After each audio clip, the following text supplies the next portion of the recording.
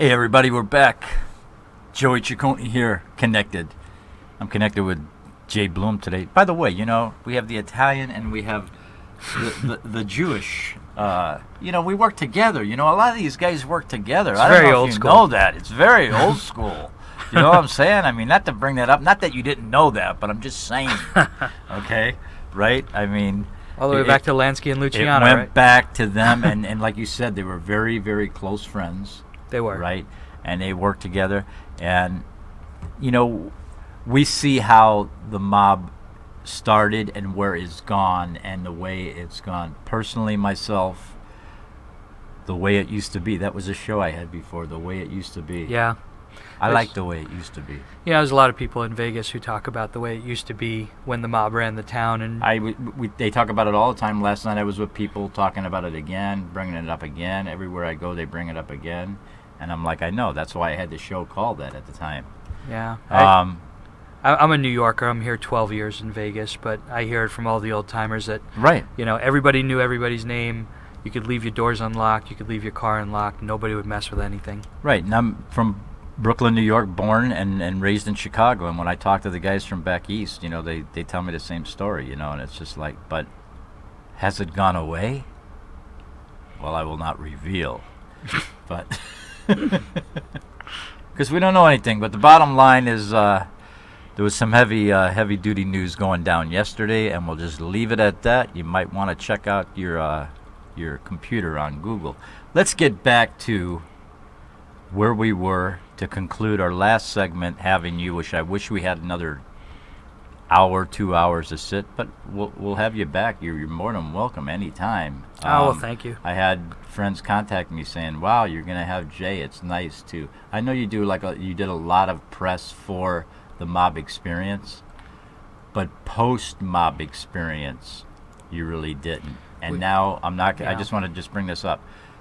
You're in another line of work. Let's just put it that way. But people wanted to hear. They wanted to hear the things, and that's what's nice. So please. I have a lot of projects. I have a lot of investments, but the mob experience is a lot of fun, and it's because we took that experiential approach that it's not a static museum, that it has this interactive component.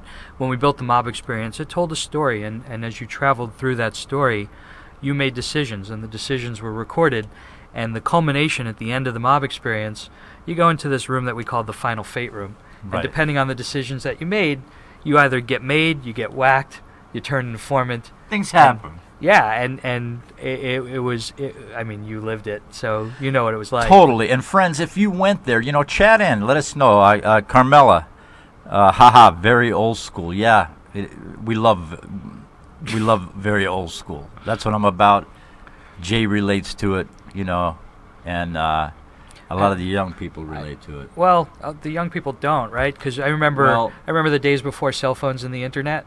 Yeah, right. Right. Where you used to be able to sit down at a dinner table and have a conversation without everybody, Facebooking away. Please, man. Yeah, exactly. And but some of the young kids I talk to, and things that I'll show them and how things used to be, and they're like, "Wow, I really like that," or Yeah, but things they never were simpler. But they never lived it. So they didn't live it. No, they didn't live it.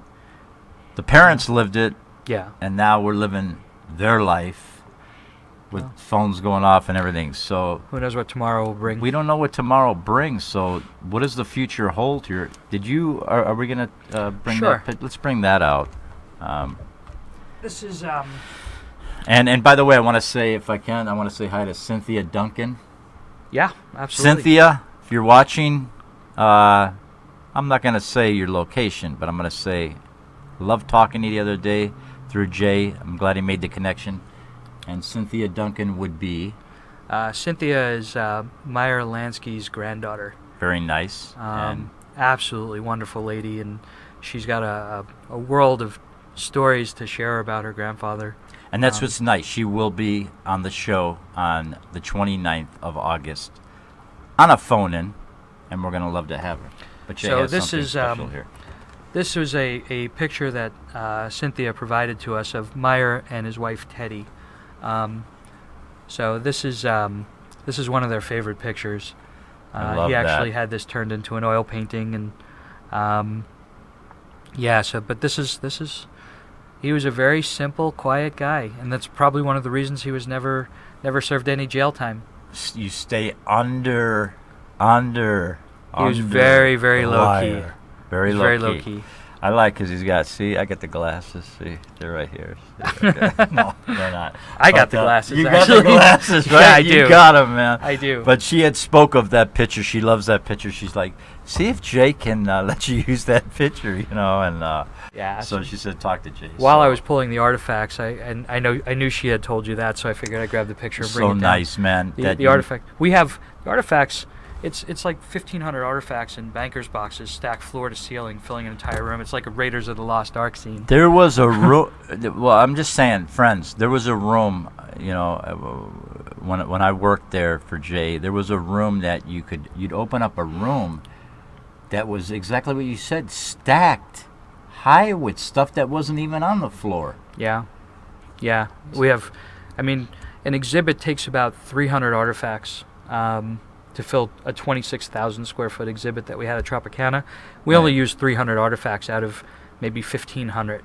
There was so much 12 stuff to 1,500 there, man. It was artifacts. like, don't go in that room, man. Stay away from that room or you won't be here anymore. Yeah, we couldn't display everything that we had. And, there was a lot and we of have, stuff. We have some great stuff that's never been in the public domain yet that we'll be bringing Right. out at the new We'll locations. be bringing it out in the new location at At the soon-to-be-announced new locations. soon to be announced, man. It's just so great. So life's been good then. Yeah. If we can talk about all the artifacts are yours now, right? Correct. Correct. You own all the artifacts from the different families. Correct. They will be on display in new locations to come. It'll be a little bit different, but. Yeah, we have some of the same artifacts will go out. We'll also have some new artifacts that we didn't get a chance to display at the previous Las Vegas location. Right. Stuff never seen in the public before. It's fantastic, man. And dealing with the families and everything, I'm sure, was an experience in itself. If we just touch on that, I mean, Yeah, you're dealing with. I don't mean to cut you off, but you're dealing with people that these are prized possessions of their family, but they want them to be seen and enjoyed by people in the world, I'm sure. Part of the reason the families were so helpful and cooperative is because we were going to tell the story. We were going to tell the story fairly and accurately. It wasn't going to be the Hollywood slant of all the bloodshed and bullets flying and these guys were monsters. They did some. I'm not here to apologize for what they did. They did some things that are horrific, but at the same time, they were very charitable and they were family men and they were fathers and husbands and neighbors and they did a lot of good too. And they were charming. So we agreed with the families to tell the whole story, not just the Hollywood version of the story. Right. And that got the families buy-in and they were invaluable in sharing their stories with me and opening their artifacts up, to the public through us to tell that story. Right, and it was fantastic. And if you know anything about, come on, you're here in Vegas over here, the soft count room, right? Yeah, there was always a count made, I worked that area real well, but the bottom line is I never walked out with one of these that were filled with.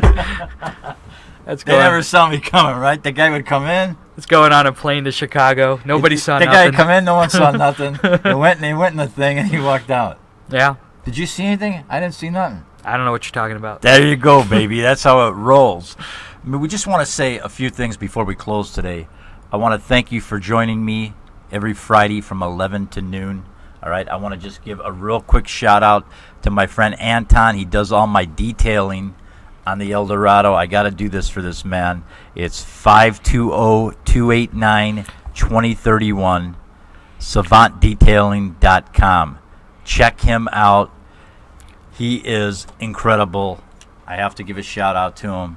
Out of respect, I want to say thank you to Jay Bloom. Jay, it was a pleasure. I'm sorry we're out of time. I was going to tell you who shot Kennedy, but maybe next time. You see what I'm saying, folks? And we're going to leave on that note. He brought the great artifacts. Let me just see the Bugsy thing as we go off again. The thing. It's a thing. The thing. Right.